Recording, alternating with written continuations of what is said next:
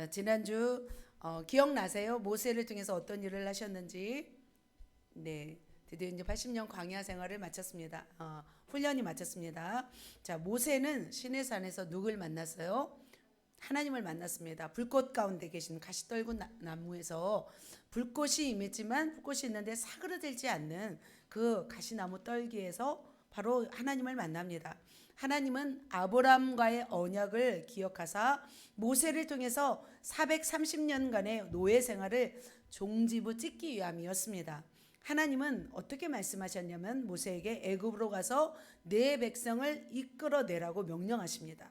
그래서 그 명령을 들은 모세는 하나님과의 언약 성취를 위해서 하나님의 명령을 듣기 위해서 이루기 위해서 애굽의 최고의 정권 바로 최강 빌런과 함께 빌런에게 무엇하러 가냐면 협상을 하러 갑니다. 바로 이스라엘 백성을 애굽에서 탈출하기 위함이었죠.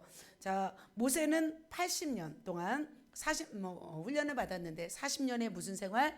왕궁 생활. 40년의 광야 생활을 통해서 철저하게 준비가 되었습니다. 그리고 나서 바로 모세는 애굽의 궁전으로 들어갔습니다. 자, 모든 것이 준비되었습니다. 몸에 다 스며들었습니다. 이제는 하나님께 완전히 훈련되어서 99.999% 준비된 모세는 자, 그렇다면 누구를 만나러 갈까요? 어떤 애굽 왕을 만나러 갈까요? 어떤 모습으로 또 갈까요? 모세는 지금 어떤 모습으로 가냐면 애굽의 학술, 무술, 지식으로 갈까요? 아니면 하나님의 능력으로 갈까요? 네, 이제는 하나님의 손에 압도되어서 손에 지팡이 하나 들고 파라오를 만나러 갑니다.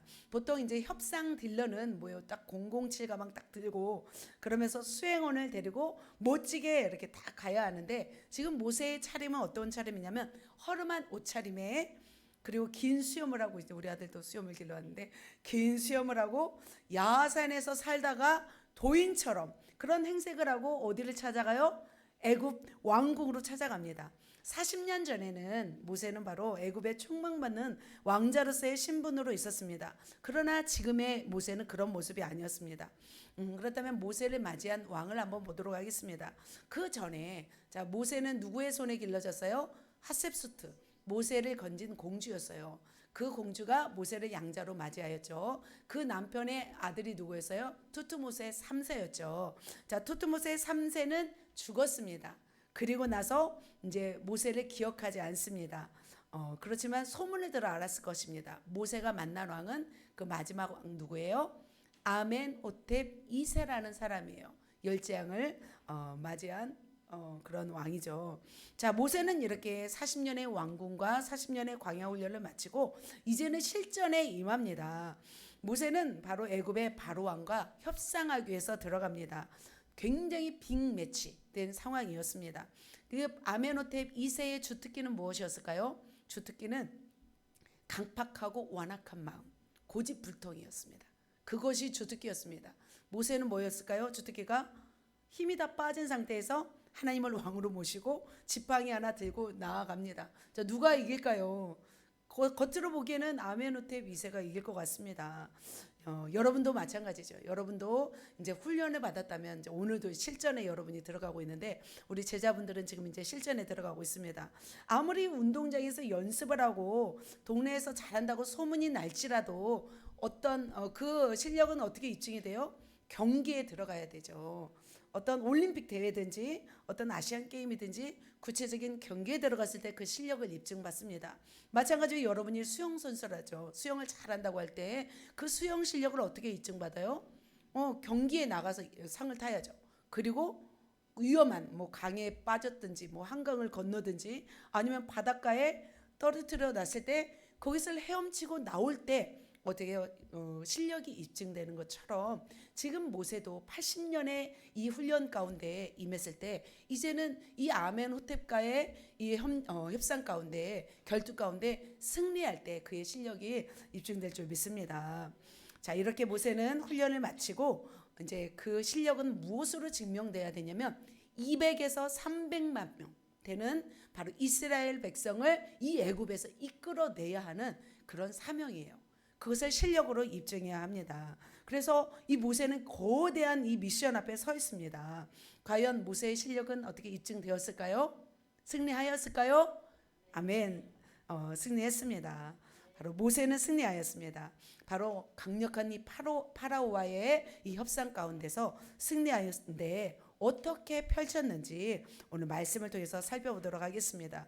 그래서 모세를 통해서 그 승리하는 모습을 보면서 우리에게 또 승리하는 비결이 무엇이었는지 살펴보시고 모두가 승리의 주인공, 기적의 주인공 되시기를 예수님의 이름으로 축복합니다.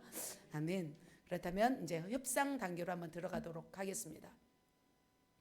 자, 파라오와의 협상 몇 단계? 1단계. 자, 파라오와의 협상 1단계입니다. 모세가 광야에서 40년을 지냈을 때 모세를 죽이려고 찾았던 그 투트모스 3세가 죽었습니다. 같이 읽겠습니다. 시작. 여러 해 후에 애굽 왕은 죽었고 이스라엘 자손은 고된 노동으로 말미암아 탄식하며 부르짖으니 그 고된 노동으로 말미암아 부르짖는 소리가 하나님께 상달된지라. 자, 이 왕이 죽었습니다. 이 왕은 투트모세 3세입니다. 그는 정말 위대한 업적을 이루었대요. 군사적 전략가로서 나라를 발전시켰대요. 그래서 모세를 건져낸 공주가 핫셉수트잖아요. 바로 이 핫셉수트가 22년간 통치하였는데 22년간 통치했던 이력을 다 멸절해 버렸어요. 말살시켜 버렸어요. 그리고 어떻게 해요? 자기의 권력, 자기의 정권을 더 드러나게 했던 왕이었습니다. 바로 투트모세 3세의 아들이 누구냐면 아메노텝 2세예요. 잠깐 말씀드렸죠. 그는 용기와 힘을 가진 아버지로부터 굉장히 훈련을 잘 받았어요. 아메노텝 2세는 18세에 18살에 왕위에 올랐습니다. 그래서 아버지가 굉장한 땅을 점령했어요. 그런데 아메노텝 2세는 그 점령한 땅을 잘 유지하였습니다. 지금 모세는 누구를 만났냐면 이 아메노텝 2세를 만나서 하나님의 명령을 전하기 위해서 나아갑니다. 그렇다면 이 아메노텝 2세 강력한 왕이었는데 이 왕에게 무엇을 협상하고 있는지 말씀을 통해 보겠습니다. 읽겠습니다. 그 후에 모세와 아론이 바로에게 가서 이르되 이스라엘의 하나님 여호와께서 이렇게 말씀하시기를 내 백성을 보내라. 우리가 광야로 사흘길쯤 가서 우리 하나님 여호와께 제사를 드리려 하오니 가도록 허락하소서. 자, 이렇게 협상하기 위해서 나아갔습니다. 뜻은 뭐예요? 내 백성을 보내라였습니다. 200만 명, 300만 명이 되는 이스라엘 백성을 보내라는 것이었습니다. 그리고 이 왕의 반응을 살피기 위해서 하나님이 모세를 보낸 것을 볼 수 있습니다. 자, 파라오는 이 모세의 이 협상에 수긍하셨을까요? 하지 않았습니다. 파라오는 뭐라고 말하냐면 여호와가 누구에게 내 노예를 보내겠느냐 합니다. 나는 보내지 않겠다라고 말합니다. 당연했죠. 아메노텝 2세에게는 당연했어요. 200만 명 되는 사람들이 지금 애굽에서 뭐 하고 있어요? 노동하고 있잖아요. 그래서 애굽을 강력하게 어떻게 하는 경제적인 어떤 도움을 주고 있는 사람들이 바로 이스라엘 사람이었습니다. 그런데 오히려 이 말을 듣고 이 파라오는 이스라엘에게 더 심한 일을 시킵니다. 어떤 일을 시킬까요? 너희는 집을 찾을 곳으로 가서 주라. 그러나 너희 일은 조금도 감하지 아니하리라. 그동안 뭘 시켰냐면 바로 벽돌 굽기를 시켰어요.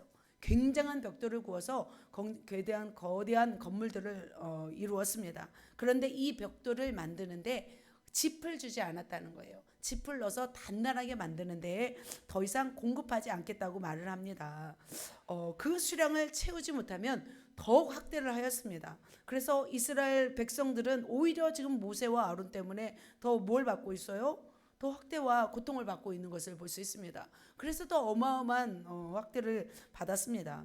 자, 분명히 모세는 하나님의 명령을 가지고 바로 왕에게 갔어요. 그런데 어떤 일이 생겼어요? 오히려 파라오는 쫓아낼 뿐만 아니라 이스라엘 백성들에게 오히려 더 힘든 일을 시킨 것을 볼 수 있습니다. 여기서 모세의 마음은 어떻을까요? 그러면 이 모세가 좌절하고 낭망하게 되었습니다. 자, 한 번에 이제 딱 나아가서 당신 보내시오 하면은 이 애굽 왕이 들을 거라고 생각을 했던 것 같아요. 바로 왕은. 그런데 듣지 않았습니다. 바로 첫 번째 협상 단계에서 어떻게 됐어요? 결렬돼 버렸습니다. 그러자 하나님은 모세를 불러드립니다. 그러면서 비전을 말씀하십니다. 아브라함과 이삭과 야곱에게 약속한 땅을 너에게 주리라. 애굽 사람의 무거운 짐과 노역에서 건져내리라. 애굽의 짐 밑에서 너희를 빼어 그 땅으로 내가 인도하리라. 모세를 불러서 하나님이 말씀하십니다. 그런데 모세는 이 말을 듣고 또 어떻게 반응할까요? 또 이렇게 말해요. 또 어떻게 말하냐면 맨 마지막 줄, 나는 입이 둔한 자니이다. 한 번 더 말해요. 모세가 여호와 앞에서 아뢰되 나는 입이 둔한 자이오니 바로가 어찌 나의 말을 들으리까. 이제는 모세가 어떤 마음이 든 거예요? 첫 번째 협상 단계로 나아가서 결렬되니까 또 죽겠다고 또 말하는 거죠. 나는 말 못합니다. 더 이상 안 하겠습니다. 라고 말하는 거죠. 그러니까 모세는 뭐랄까 자기의 말을 잘해야 된다고 생각한 거예요. 자기가 말을 잘해야 이 애굽 왕이 듣는다고 생각했던 거예요. 모세는 지금까지 아직까지 뭘 의지했던 거예요? 자기의 힘, 아직도 자기의 언변 실력을 의지했던 것을 볼 수 있습니다. 그래서 하나님은 이렇게 말씀하십니다. 바로 오늘 말씀이죠. 오늘 본문의 말씀. 자, 같이 읽겠습니다.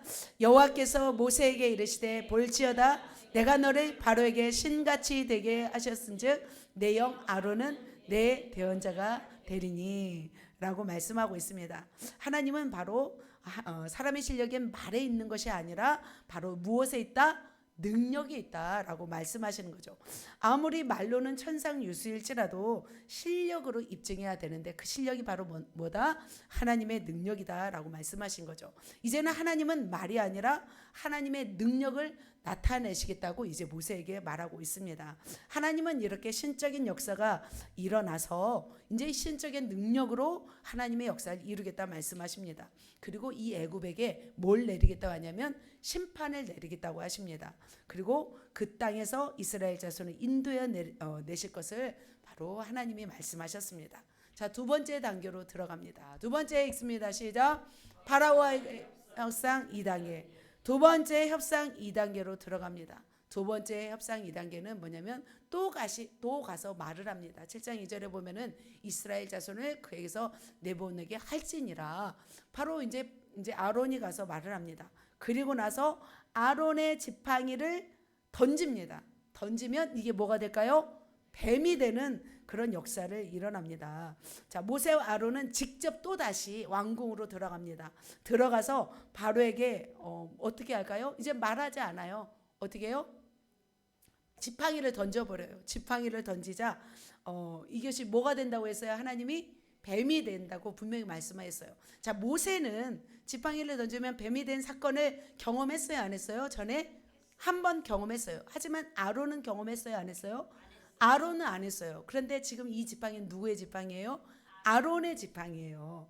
아론의 지팡이를 던졌어요. 아론이 바로에게 가서 던졌어요. 그러자 이것이 어떻게 됐을까요? 뱀이 됐어요. 뱀이 된 것을 볼 수 있습니다. 그런데 지팡이를 던졌는데 아무것도 일어나지 않았으면 어떻게 됐을까요? 창피한 일이죠. 정말 어리석은 일이고 얼마나 수치를 당하겠어요. 그런데 진짜로 뱀이 된 사건이었어요. 애굽의 뱀은 뭐 코브라처럼 이렇게 강력한 뱀이었죠. 이런 일이 진짜 가능할까요? 정말 어떻게 지팡이를 던지면 뱀이 되는 사건이 일어난다면 정말 기적 같은 일이잖아요. 그런데 놀라운 기적을 행했습니다. 그런데 애굽 왕이 누구를 부르냐면 애굽의 요술사들을 불러요. 애굽의 요술사들도 어떻게 해서요? 같이 읽겠습니다. 바로도 현인들과 마술사들을 부르매 그 애굽 요술사들도 그들의 요술로 그와 같이 행하되. 요술사들도 지팡이를 뭘로 변하게 했어요? 뱀으로 변하게 했습니다. 그러자 아론의 지팡이가 뭘로 됐어요? 뱀이 되었는데 그 뱀들이 다 요술사들의 뱀들을 다 잡아먹었다는 그런 있습니다. 자, 이렇게 협상 2단계 했어도 어떻게 됐어요? 이것이 또 결렬되었어요. 그리고 쫓아내버려요. 그러자 이제 본격적인 3단계 협상 단계로 들어갑니다. 3단계는 무슨 재앙이 일어나요? 10가지 재앙입니다. 자, 여기까지 해서 말을 들었으면 좋은데 바로 왕이 말을 들어요, 안 들어요? 안 들어요. 그것은 또 하나님이 그 마음을 강팍하게 하신다고 하였어요. 그런데 하나님이 강팍하게 하신 거예요? 그 마음이 원래 강팍했던 거예요? 원래 강팍하고 완악했어요. 그래서 하나님이 은혜를 주시지 않겠다는 뜻이었습니다. 자, 그렇다면 첫 번째 재앙은 어떤 재앙이에요? 나일강이 피가 되는 재앙이었습니다. 자, 이제부터는 10가지 재앙부터는 굉장한 능력과 기적들이 일어납니다. 이 기간이 한 6개월 정도 소요되었다고 합니다. 이 기간에 바로 최강 악당인 이 바로와의 숨막히는 어떤 협상이 시작됩니다. 10가지 재앙을 일으키면서 결국 이 모세의 요청을 수락하는 쪽으로 기울이게 됩니다. 10가지 재앙은 누구에게 해로웠어요? 애굽 사람들에게 해로웠습니다. 그 강도가 점점 커지기 시작했습니다. 처음에는 불편했어요. 처음에는 불편한 재앙이었지만 나중에 5재앙 5번째 재앙부터는 물질적인 손상을 가져오게 되었고, 그리고 인간들에게 심한 고통을 가져다 주었습니다. 그리고 9번째 재앙에서는 심리적 고통을 주었고, 10번째는 가족의 일원이 죽는 그 고통이 바로 시작되었습니다. 자, 첫 번째 재앙부터 한번 보도록 하겠습니다. 첫 번째 재앙은 어떤 재앙이에요? 나일강이 피로 변했던 그런 재앙입니다. 자, 애굽 사람들에게 있어서 이 나일강은 어떤 존재였을까요? 식수도 되지만 이게 생명의 젖줄이었어요. 그리고 우상이었어요. 신으로 섬겼어요, 이 나일강을. 그래서 매년마다 강물이 범람하면 그 주변 일대가 옥토가 되어요. 그래서 나일강을 어떻게 생각했냐면 신성시하였습니다. 우상화였습니다. 나일강의 수호신이 하피라고 하였습니다. 이 하피를 예배하였어요. 그래서 파라오도 나일강에서 매일 하는 것이 뭐냐면 숭배하는 거였어요. 국가적 행사였습니다. 그래서 종교 의식으로 매일처럼 나일강을 숭배하는 그런 어떤 국가적 행사를 드렸다고 합니다. 그리고 나서 업무를 개시하였습니다. 나일강은 그들에게 있어서 우상이었어요. 그리고 하나님의 눈에는 무엇이었어요? 가십거리였다는 것을 볼 수 있습니다. 그래서 하나님은 이스라엘 백성을 내보내지만 그들의 신들을 어떻게 할까요? 심판하시기 시작하였습니다. 그래서 하나님께서는 그들이 섬기는 신까지 완전히 싸그리 제거하고 내가 하나님이시다는 것을 증명하고자 하였습니다. 그래서 어떻게 하셨냐면 나일강을 뭘로 변하게 했어요? 피로 변하게 하였습니다. 17절 18절 같이 한번 읽겠습니다. 보면은 좀 기네요. 내가 두 번째 줄에 내가 내 손에 지팡이로 나일강을 치면 그것이 피로 변하고 나일강의 고기가 죽고 물에서는 악취가 나리니 애굽 사람들이 그 강물 마시기를 싫어하리라 하라. 못 마시는 거죠. 못 마시는 거죠. 그래서 이 나일강이 뭐로 변한 거예요? 피로 변했어요. 자, 강을 치자 피로 변한 사건입니다. 나일강의 고기가 지금 다 죽죠. 실제로 뭐 나일강은 아니에요. 고기가 다 죽습니다. 그 물에서는 무슨 냄새가 나요? 악취가 납니다. 애굽 사람들은 물을 마실 수가 없었습니다. 나일강이 피가 되었다는 것은 뭐가 변한 거예요? 물의 성분이 변한 거예요. 물의 성분은 뭐예요? H2O잖아요. 무기질이잖아요. 그런데 피는 무슨 성분이에요? 단백질이죠. 단백질. 그래서 엄청난 사건인 거죠. 이 단백질은 시간이 지나면 어떻게 돼요? 썩어요. 그래서 이 피 속에서는 물고기가 살 수 있어요? 없어요? 없어요. 피도 뭐 90%가 넘죠. 그 성분이. 하지만 이 피 속에서는 물고기가 살 수 없었습니다. 그래서 다 물고기들이 다 죽어가기 시작했고, 그리고 나일강의 피로 변하자 사람들은 물을 마실 수가 없었어요. 그래서 땅을 파기 시작했어요. 굉장히 불편해졌죠. 땅을 파서 마실 물을 구하는 그런 사건이 있었습니다. 자, 이렇게 하나님은 나일강이 신이 아님을 증명하였습니다. 그래서 바로는 어떻게 마음을 먹었을까요? 바로 나일강이 핏빛으로 변하는 모습, 피로 변하는 모습 보고 두려웠겠죠. 그런데 누구를 또 데리고 와요? 요술사들을 데리고 와요. 요술사들이 물을 가지고 또 어떻게 변해요? 빨갛게 변하는 모습을 보고 이 파라오의 마음이 움직이지 않았습니다. 완악하였습니다. 그들의 말을 듣지 아니하니 여호와의 말씀과 같더라. 그러니까 애굽의 요술사들도 와서 물을 빨갛게 변하게 한 거예요. 그러자 바로의 마음이 그대로였습니다. 그래서 점점 이제 좀 시간이 지나가면 이제 물이 이제 또 흘러가겠죠. 자, 두 번째 재앙입니다. 두 번째 재앙은 뭐예요? 개구리 재앙입니다. 자, 협상이 결렬되었습니다. 첫 번째 재앙이 지나서 두 번째 재앙은 개구리 재앙이었습니다. 애굽 사람들은 우리는 뭐 개구리 아무렇지도 않잖아요. 그런데 이 애굽 사람들에게 있어서 개구리는 굉장히 신성한 동물이었대요.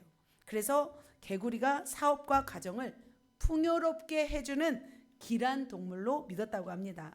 강이 범람한 직후에 많은 개구리들이 비옥한 토지로 올라온대요. 그러면 농사가 잘 되는 이유 중에 하나가 뭐 때문이다?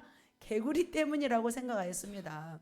이런 개구리. 그래서 개구리 형상인 헤크트라는 우상을 섬겼다고 합니다. 헤크트는 백만이라는 뜻이었는데 풍요와 다산을 상징하였다고 합니다. 그런데 이제부터 두 번째 재앙부터는 누가 활약을 해요? 이 개구리들이 활약을 합니다. 그래서 아론이 지팡이를 펴자 강들과 운하들에 있는 모든 개구리들이 막 올라왔습니다. 그래서 개구리들이 막 엄청 막 올라왔죠. 늪지대에서 서식하잖아요, 이 개구리들은. 그런데 이 개구리들이 막 이곳에 가득하다고 생각해 보세요. 어떨까요? 여러분 지금 막 손에도 올라오고 막 지금 책상에도 올라오고, 그리고 개구리가 이쁜 개구리들이 아니잖아요. 막 독개구리 같은 큰 개구리들이 지금 올라와서 백성들을 고통하게 하는 거죠. 여기저기에 막 개구리가 난리가 났죠. 그래서 정신을 혼미케 하는 것을 볼 수 있습니다. 제가 며칠 전에 한 달 전인가 아중 저수지를 갔습니다. 강물을 보는데 밑에가 까만 물인 거예요. 왜 까맣지? 가보니까 뭐였을까요? 올챙이들. 맹꽁인지 개구리인지 모르는데 까만 올챙이들이 수천 마리가 있는 거예요. 막 너무 징그럽더라고요. 그 개구리들이 이제 그 올챙이가 변해서 개구리가 되는 모습을 보았습니다. 그래서 너무 막 징그러우니까 애굽 왕이 말합니다. 이 개구리를 떠나게 하라. 내가 백성을 보내리니 그들이 여호와께 제사를 드릴 것이니라. 제발 이 개구리를 떠나게 해달라고 했어요. 그러자 모세는 어떻게 했어요? 모세는 기도합니다. 기도하고 개구리들을 다 떠나보내게 하고 개구리들이 몰려와서 마당에서 다 죽는 것을 볼 수 있습니다. 그러자 바로는 어떤 마음이었어요? 숨을 쉴 수 있게 됨을 보았을 때 그 마음을 완강하게 하여서 그들의 말을 듣지 않아요. 예수님의 하나님의 하신 말씀과 같았습니다. 점점 더 강도가 높습니다. 세 번째 재앙은 뭐예요? 이입니다. 자, 이 어떤 재앙인지 자, 말씀 읽겠습니다. 여호와께서 모세에게 이르되 아론에게 명령하기를 내 지팡이를 들어 땅에 티끌을 치라. 그것이 애굽 온 땅에서 이가 되리라. 우리가 생각할 때는 머리 긁는 이가 아니에요. 바로 어떤 이냐면 각닭이라고 하는 모기과의 종류래요. 이가 바로가 이제 어기였습니다. 경고 없이 이의 재앙, 각닭이 모기의 재앙이 시작되었습니다. 히브리어로 킨림이라고 하는 이 모기의 어떤 일종입니다. 그런데 각닭인데 모기보다 다리가 더 길어요. 몸집은 작아요. 하지만 쏘는 힘이 굉장히 강했대요. 그래서 사람의 옷 속이나 눈, 코 등에 파고들어요. 눈과 코 속에 파고들어서 쏘기 때문에 굉장히 힘든 고통을 주는 것이 바로 이였다고 합니다. 그래서 아론이 지팡이로 티끌을 치자 이집트 땅에 있는 모든 티끌들이 뭘로 변했어요? 예로 변했어요. 이로 변했습니다. 그래서 공격성을 띠고서 사람과 가축들에게 임했습니다. 그래서 사람들은 그냥 달려드는 이 모기 떼로 인해서 굉장히 허우적거리고 막 비명을 지르고 괴로워하였습니다. 가축들은 어떻게 했을까요? 얼마나 가려웠을까요? 이런 재앙이 세 번째 재앙이었습니다. 작년에 우리 교회에 이 모기 재앙이 있었던 거 아세요? 있었어요. 바로 모기들이 수백 마리가 나타났어요. 그래서 대체 이 모기들이 어떻게 나타났을까? 왜냐하면 갑자기 날씨가 뜨거워지는 바람에 모기들이 생성되었는데 알고 보니까 화장실 정화조에서 일어났더라고요. 그래서 정화조를 테이프로 다 막았습니다. 우리 전사님하고 또 아드님이 그걸 발견해서 테이프로 막았어요. 그리고 1년 뒤에 지지난주에 열어봤어요. 테이프를 뗐더니 창문 사이에 이만큼이 쌓여 있어요. 모기들이. 그래서 이게 모기 재앙이었구나 생각이 들었습니다. 그래서 와, 그 모기들이 만일 죽어 있는 걸 봤는데 그것이 살아 있다면 이 예배당에 들어와서 봐요. 어마어마한 재앙이었죠. 바로 이렇게 모기들의 재앙이 바로 애굽 땅에 덮였습니다. 우리도 밤에 모기 한 마리만 나타나도 어때요? 잠을 이룰 수가 없잖아요. 저는 모기 나타나면 죽일 때까지 잠 못 잡니다. 다 죽인 다음에 제가 잠을 듭니다. 독한 모기 한 마리가 숨어 있다가 자는 틈을 타고서 그렇게 뭅니다. 모기는 냄새를 좋아한대요. 발냄새, 땀냄새, 약간은 그런 냄새를 좋아한답니다. 어린 아이를 좋아한다네요. 그래서 모기가 그런 사람을 집중하여서 모세혈관을 파고들어서 물잖아요. 그리고 피를 빨아 드시는데 그 피를 빨아 드실 때 분비되는 물질로 인해서 가려움이 생성합니다. 비누에 씻고 뜨거운 물로 씻어내면은, 뜨거운 물로 하면은 그 가려움이 사라진다고 하니까 여러분 그렇게 모기의 재앙이 있을 때 그렇게 해서 해결하시길 바랍니다.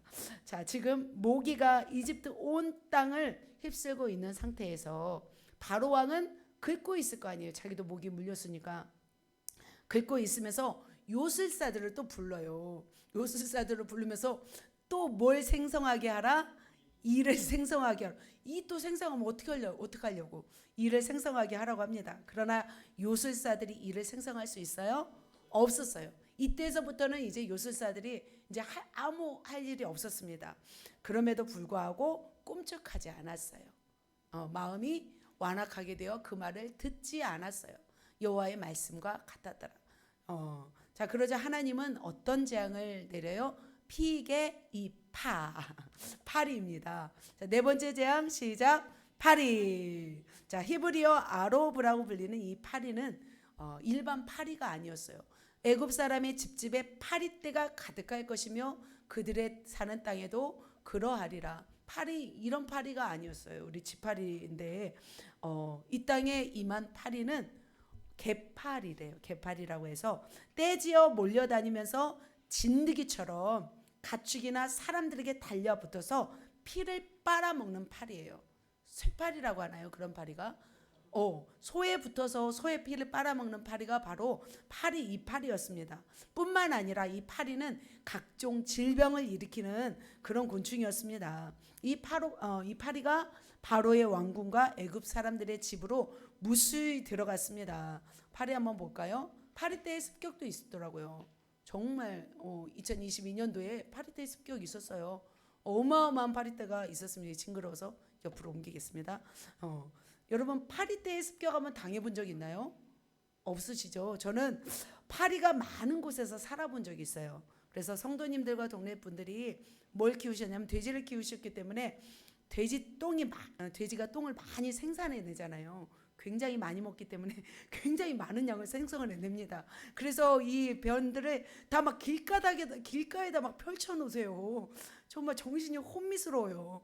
가만히 보니까 길거리에 막 변을 막 펼쳐놓았는데 뭐가 생긴 줄 아세요? 그 사이에 축축할 때 파리 전에 애벌레. 네, 제가 그 말은 차라리 참아 못하겠고 파리 애벌레들이 막 가득 있는 거예요. 그래서 저는 어떻게 하는지 아세요? 집에서 제가 닭을 길렀다고 했잖아요. 닭을 몰고 와서 그 파리떼 그 애벌레를 먹겠어요. 얘네들 진짜 잘 먹어요. 어마어마하게 먹더라고요. 파리 애벌레. 그거 징그러우세요? 왜냐하면 먹어야 이제 파리떼가 줄어들 거 아니에요. 근데 주인이 싫어하더라고요. 주인이 싫어해서 닭을 제가 데리고 왔습니다. 아무튼 이 애벌레들이 엄청 많은데 그 똥 속에 있는 애벌레가 바로 파리예요. 그러니까 파리는 생김새도 끔찍하지만 그의 식재료가 뭐예요? 식재료가 더러운 거죠. 아직도 모르겠어요. 식재료가 뭔지. 파리의 식재료가 바로 덩이에요. 영어로 덩. 그러니까 덩을 먹고 살고 있는 거죠. 그러니까 굉장히 파리는 꺼림칙한 곤충이었습니다. 그런데 이 애굽 사람들은 이 파리를 뭘로 섬긴 줄 아세요? 신으로 섬겼어요. 신약 성경에 바알세불이 나오잖아요. 바알세불이 바로 파리의 왕이라는 뜻이에요. 그러니까 그들은 이 파리조차도 신으로 섬겼은 걸 볼 수 있습니다. 파리로 인해서 엄청난 고통이 있었습니다. 그러자 모세를 부릅니다. 모세를 불러 이르되 너희는 가서 이 땅에서 너희 하나님께 제사를 드리라. 대신은 뭘 없애달라? 파리를 없애달라. 자, 그래서 모세는 하나님께 간절히 구합니다. 뭘 없애달라고? 파리를 없애달라고. 그러자 하나님이 모세의 말대로 파리를 싹 사라지게 합니다. 그러자 모세의 마음이 어떻게 됐을까요? 파리가 다 사라졌어요. 그런데 바로가 이때에도 그 마음을 완강하게 하여 그 백성을 보내지 아니하였더라. 자, 이렇게 모세는 하나님께 기도만 하면 모든 재앙들을 다 사라지게 하였습니다. 모세가 간구할 때만 하나님이 역사하셨던 것을 볼 수 있습니다. 지금 모세는 애굽 전역에 있는 파리를 다 제거하는 기도를 하였습니다. 이때 바로의 마음은 완강하였습니다. 저는 좀 모세님이 조금 더 시간을 벌었어도 좋겠다는 생각이 들었어요. 조금 더 이제 바로가 더 간절해질 때까지 기도하지 말지. 근데 모세는 바로바로 기도해 줬습니다. 그래서 이 고통들이 바로 사라졌습니다. 그래도 그 바로 왕은 마음을 완강하게 하여서 백성들을 보내지 않았습니다. 자, 5번째 재앙입니다. 뭐예요? 악질. 하나님은 바로 왕이 계속해서 이 완강하게 고집을 부리자 애굽 전역에 살고 있는 가축들에게 바로 전염병을 돌게 합니다. 심한 뭐예요? 돌림병이에요. 여호와의 손에 들에 있는 내 가축 곧 말과 나귀와 낙타와 소와 양에게 더하리니 심한 돌림병이 있을 것이며 이렇게 말씀하고, 이게 뭔지 아세요? 구제역이 일어나서 모든 돼지들을 다 막 묻는 거죠. 이런 사건이 지금 어디에 있었다는 거예요? 애굽에 있는 거예요. 우리가 생각할 때는 그냥 돌림병이 있나 보다라고 생각할 텐데 이런 사건인 거죠. 이튿날 모세의 예고대로 재앙이 임했습니다. 애굽의 가축들에게 전염병이 돌았습니다. 떼거지로 죽음을 당했습니다. 그들은 신성시 여겼어요. 가축들에 대해서. 그런데 떼죽음을 당했습니다. 독한 전염병으로 인해서 속수무책이었습니다. 애굽 사람들은 정신이 나갈 정도였죠. 공황 상태가 되었습니다. 보통 이제 새, 닭, 오리에게 어떤 병이 임하는 것은 어떤 병이었어요? 우리나라에도 보면 조류 독감이 임하잖아요. 그것은 조류 독감은 닭이나 오리에게 발생하는 전염성 호흡기 질환입니다. 또 구제역은 소와 이런 돼지, 이런 돼지들에게 임한 전염성이 높은 것이 뭐예요? 구제역이라고죠. 이것은 뭐냐면 급성 바이러스성 전염병이라고 볼 수 있습니다. 그래서 구제역의 확진으로 인해서 많은 돼지들이 이렇게 살아있는 채로 처분하는 모습을 뉴스로 보았습니다. 그래서 새끼 돼지들까지 다 어떻게 해요? 막 구제역이 발생하면 다 죽게 되는 이런 사건이 바로 우리나라에도 있었던 것처럼 바로 애굽 전 지역에 일어난 거죠. 그런데 히브리 이스라엘 사람들이 키우고 있는 소와 양에는 일어나지 않았다고 합니다. 자, 이렇게 눈앞에서 벌어지는 끔찍한 이런 사건들이 있었어요. 그래도 바로는 고집을 꺾어야 될 텐데 고집을 꺾었을까요? 꺾지 않았습니다. 같이 읽겠습니다. 사람을 보내어 본즉 이스라엘의 가축은 하나도 죽지 아니하였더라. 그러나 바로의 마음이 완강하여 백성을 보내지 아니하니라. 참 바로가 지금 독한 사람이긴 독한 사람인 것 같습니다. 그러자 하나님은 여기서 멈추지 않아요. 하나님이 강하실까요? 이 바로가 강할까요? 하나님이 강하십니다. 하나님은 끝까지 가십니다. 자, 6번째 재앙입니다. 종기입니다. 하나님이 내리시는 6번째 재앙도 바로에게 예고하지 않았습니다. 애굽 땅에 시행되었습니다. 자, 애굽 온 땅의 사람과 짐승에게 붙어서 악성 종기가 생기더라. 그냥 히브리어로 쉐인이라고 불리는 이 종기는 그냥 평범한 우리가 이제 뭐 피곤할 때 생기는 종기 정도가 아니었어요. 뭐 우리가 생기는 뭐 종기 중에서 가장 심한 종기가 뭐예요? 그거 있잖아요. 뭐 입안에도 뭐 나고 하는 거 굉장히 아픈 거 있잖아요. 뭐 갑자기 생각이 안 나네. 대상포진.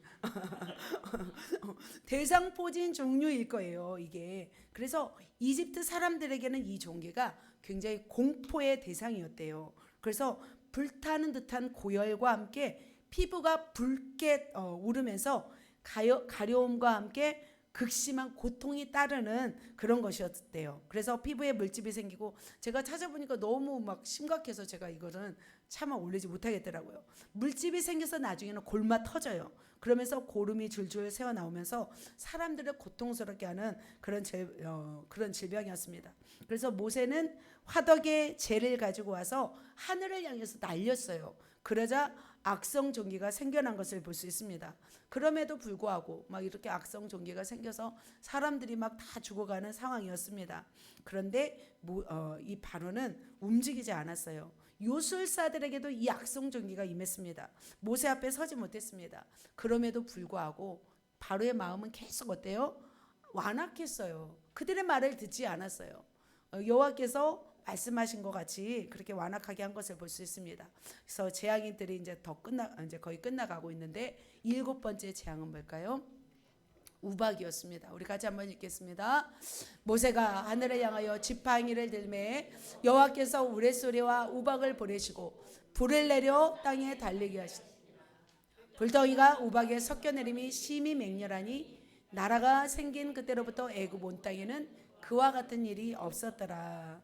자, 이집트 땅의 계속적인 초자연적인 재해로 인해서 거의 초죽음 상태였습니다. 사방에서는 들고 일어났어요. 최강 빌런이죠. 파라오에게 이제는 수긍해 주십시오라고 말하고 있습니다. 그런데 계속해서 막 우박이 떨어집니다. 이것도 15분간 떨어졌대요. 유럽에. 그러자 복숭아보다 큰 우박이 떨어져서 20개월 아기가 숨진 사건들이 있었습니다. 그래서 애굽 백성들도 너무나 두려웠어요. 이제는 더 이상 이제는 항복하십시오라고 달려들었습니다. 그런데 파라오는 두려웠어요. 자신의 권위도 이제 내리막길이 될까 두려웠고, 그리고 어떻게 해요?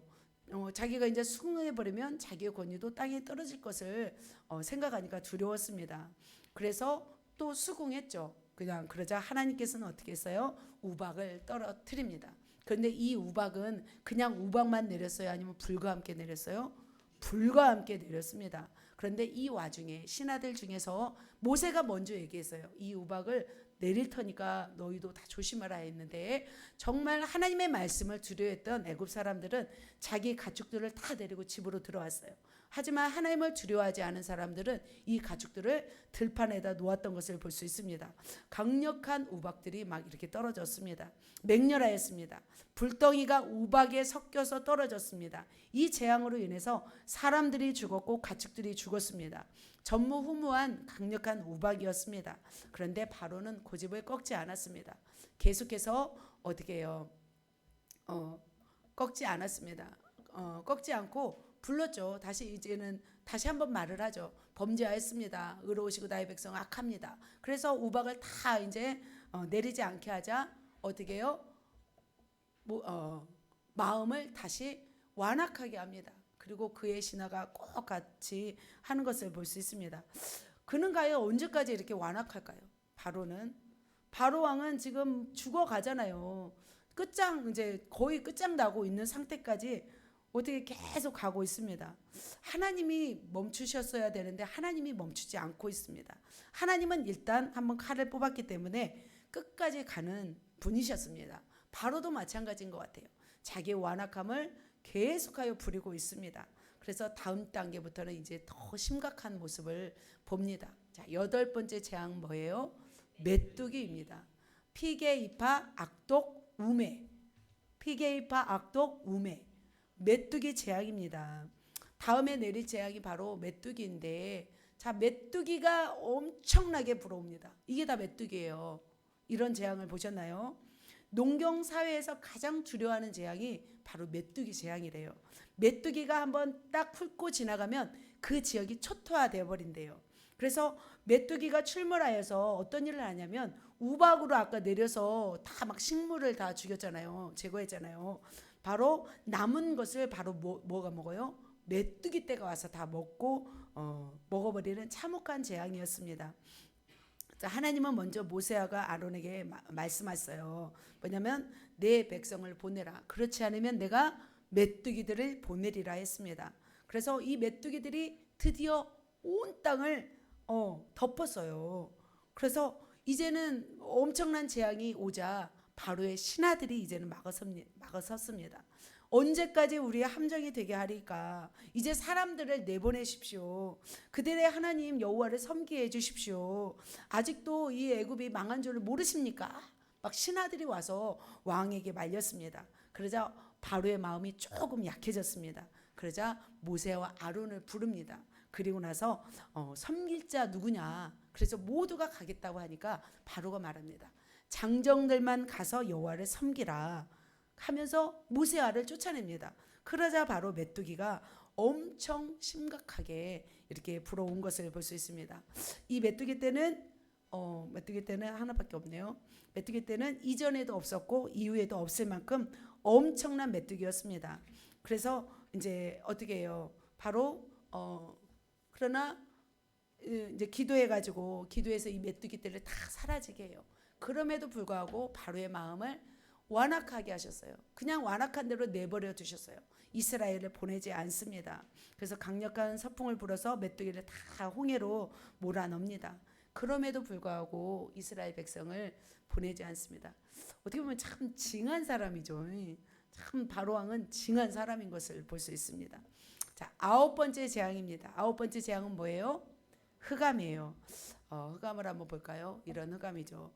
하나님은 이 메뚜기 재앙에도 먹히지 않자 하늘을 향하여 손을 내밀어 애굽에 흑암이 있게 했어요. 자, 이 재앙은 어떤 것을 심판하였냐면 세상에서 해가 잘 뜨는 나라가 바로 이집트였어요. 그래서 그들은 태양을 숭배하였습니다.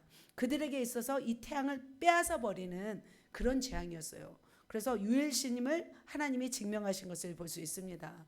21절 22절 보면은 모세에게 이르되 하늘을 향하여 내 손을 내밀어 애굽 땅에 무엇이 있게 하라? 흑암이 있게 하라. 곧 더듬을 만한 흑암이니라. 모세가 하늘을 향하여 손을 내밀매 캄캄한 흑암이 며칠 동안 3일 동안 애굽 전역에 있었어요. 여러분 흑암을 경험해 본 적 있나요? 흑암을 우리 밤에는 뭐 흑암이긴 하지만 그 흑암 달조차도 뜨지 않았던 이건 달은 어쩔 수 없이 보였지만 이 달조차도 뜨지 않은 엄청난 흑암이었습니다. 애굽 온 땅에 3일 동안 이 흑암이 있었습니다.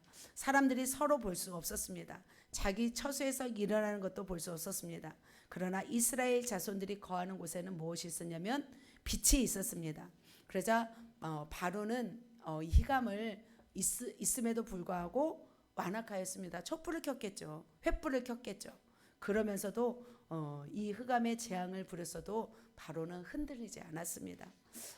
그러면서 마지막으로 얘기를 해요. 어떤 얘기를 하냐면 바로가 모세에게 너는 나를 떠나가고 스스로 삼가 다시는 내 얼굴 보지 말라. 내가 네 얼굴을 보는 날에는 모세를 어떻게 하겠다? 죽이리라. 이제 죽이겠다는 거죠. 그래서 모세도 화가 났어요. 모세도 질렸죠. 지금 계속해서 와서 이 재앙을 내려도 사실 들었어야 됐어요? 안 들었어야 됐어요? 여러분 몇째 재앙에서 손 들으실 거예요?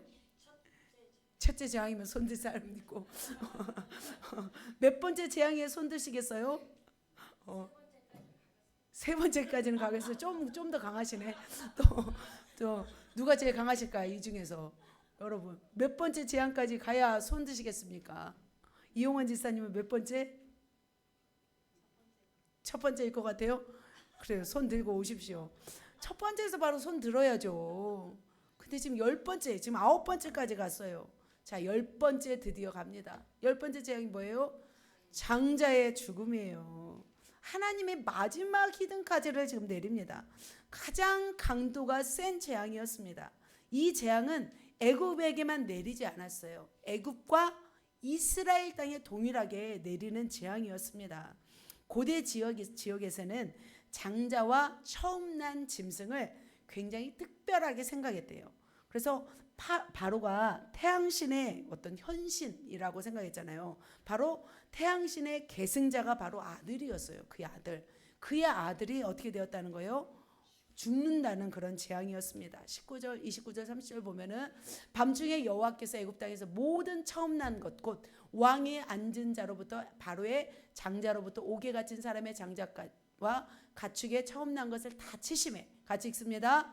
그 밤에 바로와 그의 모든 신하와 모든 애굽 사람이 일어나고 애굽에 큰 부르짖음이 있었으니 이는 그 나라에 죽임을 당하지 아니한 집이 하나도 없었음이었더라. 자, 이래 장자의 죽음을 하나님이 내리십니다. 그러나 이스라엘 백성들에게는 문설주에 어린 양의 피를 바르라고 했습니다. 그래서 어린 양의 피를 발라진 곳에는 죽음의 신이 들어가지 않았습니다.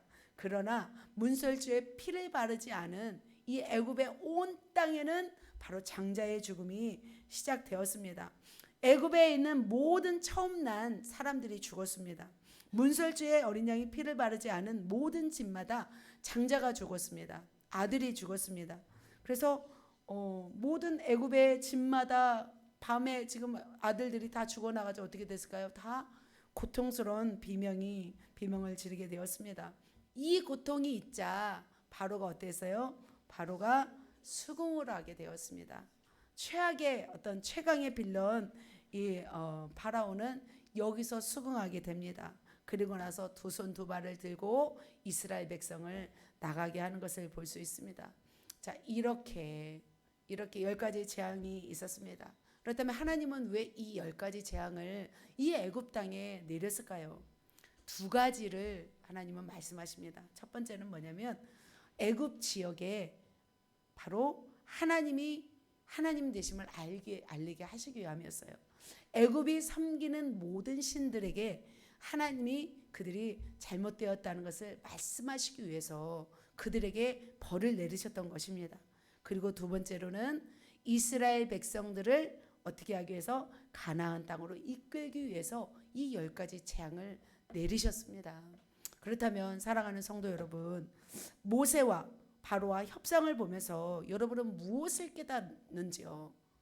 자, 바로를 통해서 배울 점이 뭘까요? 바로를 통해서도 우리는 배워야 돼요. 모여가지고 있겠습니다. 고집불통은 망한다. 고집불통은 망한다예요. 여러분 고집불통 있습니까? 망해요. 고집불통은 망해요. 저러면 안 되지라는 것을 우리는 배워야 됩니다. 10가지 재앙을 통해서 빅펀치를 맞고서야 비로소 항복하였습니다. 10가지 재앙 중에서 장자의 초태생의 죽음을 맞이한 다음에서야 바로는 두 손 두 발을 들고 항복하였습니다. 바로 주특기가 뭐였어요? 고집불통이었어요. 바로는 우리는 하나님 앞에 마음을 강팍하게 쓰면 안 돼요. 어떻게 돼요? 결국 망하게 됩니다. 여러분의 마음을 그래서 우리는 어떻게 써야 되냐면 부드럽고 착한 마음, 좋은 마음으로 우리는 살아가야 됩니다.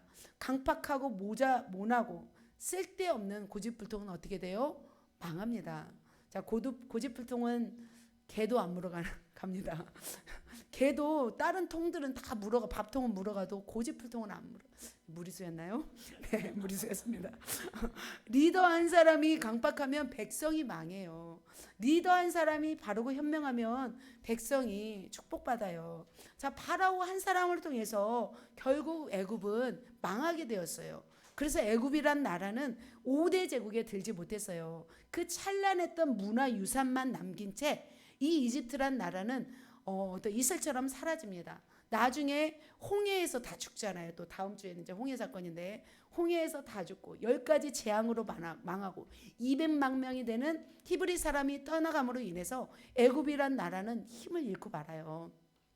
만일 순순히 보내줬더라면 하나님이 축복하셨을까요? 저는 축복하셨을 거라고 믿어요. 얼마나 머리가 좋아요. 얼마나 부지런해요. 그리고 비옥한 토지, 나일강이 흐르잖아요. 사랑하는 성도 여러분, 하나님이 완강하게 하신 것이 아니었어요. 그가 완강했기 때문에 고집불통이었기 때문에 그는 재앙을 맞이하였습니다. 10재앙 가운데 한 가지 두 재앙 보면서 순종했더라면 어떻게 됐을까요? 10재앙까지 가지 않았죠. 여러분 중에서도 재산 잃고 건강 잃고 가족 잃고 다 망한 다음에서야 하나님께 가면 무슨 소용이에요? 소용이 없는 거예요. 지금 여러분이 막 어려움이 있다. 그러면 어떻게 될까요? 지금 하나님께로 돌아가면 될 줄 믿습니다. 하나님 앞에 순복하는 사람이 바로 지혜로운 사람인 줄 믿습니다. 그래서 우리는 하나님 앞에 두려워 떨 수 있는 사람이 돼야 돼요. 거룩한 두려움을 소유해야 될 줄 믿습니다. 하나님을 두려워하지 않고 고집을 부렸던 이 바로처럼 우리는 살지 마시고 정말 나를 죽이는 두려움이 아니라 나를 살리는 두려움을 가지고 살아가시기를 예수님의 이름으로 축복합니다. 그래서 여러분 속에 있는 쓸데없는 고집불통이 있다면 제거해 버리시고 착하고 좋은 마음으로 살아가시길 축복합니다. 아멘. 자, 모세를 통해서 배울 점은 뭘까요? 첫 번째, 순종. 순종 100% 기적을 일으키는 믿음입니다. 모세는 처음 1단계 협상하러 갔을 때는 나는 또 입이 둔한 자입니다 라고 말했어요. 근데 언제부터 모세가 입담을 셔터마우스 했을까요? 딱 열지양이 있으면서 그때서부터 모세는 온전히 신뢰하는 사람으로 변합니다. 열지양을 내리면서부터 모세가 어떻게 반응해요? 그때서부터는 이제는 나는 말이 둔합니다 해요, 안 해요? 입을 딱 봉해버리잖아요. 그때서부터는 이제는 말하지 않아요. 이제는 어떻게 하냐면 하나님이 시키는 대로 100% 순종합니다. 그러니까 모세는 굉장히 스케일이 큰 사람이잖아요. 애굽 전역에 내리는 재앙을 내리는 통로 역할을 모세가 감당했습니다. 그래서 바로가 회개하고 이 재앙을 멈춰주세요 하면 바로 어떻게 모세는 기도해서 그 재앙을 멈춰달라고 또 기도합니다. 모세는 그랬어요. 하나님이 내리시는 이 열재앙을 이제 시작하면서부터는 모세는 100% 순종하기 시작합니다. 이제 물에 나일강에 지팡이를 넣어서 피로 변하게 하라. 그때서부터는 사실은 피로 변할지 안 변할지 모르잖아요. 지팡이 들고 갔는데 아무 일도 일어나지 않아. 그러면 얼마나 이게 걱정스러워요. 근데 그때서부터는 모세가 완전히 이제는 두 손 두 발 들고 100% 순종하기 시작하였습니다. 이제는 모세는 뭘 깨달았냐면 자신의 힘으로 자신의 힘으로 하는 것이 아니라 이제부터는 하나님의 힘으로 한다는 것을 보게 되었습니다. 그래서 피게이파 악독 우매 흑암 장자의 죽음, 이 경험을 하면서 누가 가장 두려웠을까요? 모세가 두려웠죠. 모세가 실제적으로 이런 역사를 일으키시는 분이 누구라는 것을 알았어요? 하나님이라는 것을 알았습니다. 그리고 자신의 기도를 들으면 하나님이 그 기도를 통해서 멈추는 것을 보면서 굉장히 모세는 이제 하나님을 두려워했어요. 그러면서 모세는 기적을 일으키는 믿음을 계속 키워갔던 것을 볼 수 있습니다. 사랑하는 성도 여러분, 모세의 일은 뭐냐면 하나님의 말씀을 전한 후 그리고 기도를 하면서 기적을 일으키는 일을 하였습니다. 모세는 결국 하나님을 정말 신뢰하고 하나님을 정말 경외하였던 사람이었습니다. 그래서 모세를 통해서 이 사명을 이루셨고 사역을 이루셔서 결국 이스라엘 백성을 보낸 것을 볼 수 있습니다. 사랑하는 성도 여러분, 모세를 통해서 우리는 배워야 될 줄 믿습니다. 뭘 배워야 될까요? 더 하나님께 순종하는 법, 그리고 더 하나님을 믿고 기적을 일으키는 그런 삶을 우리가 살아야 될 줄 믿습니다. 그래서 여러분 삶 가운데 주님이 하라는 대로 하면은 무엇이 일어날까요? 기적이 일어날 줄 믿습니다. 그래서 모든 분들이 기적을 일으키는 하나님 사람 되시기를 예수님의 이름으로 축복합니다. 그러기 위해서는 우리는 100% 하나님께 순종하며 나가야 될 줄 믿습니다.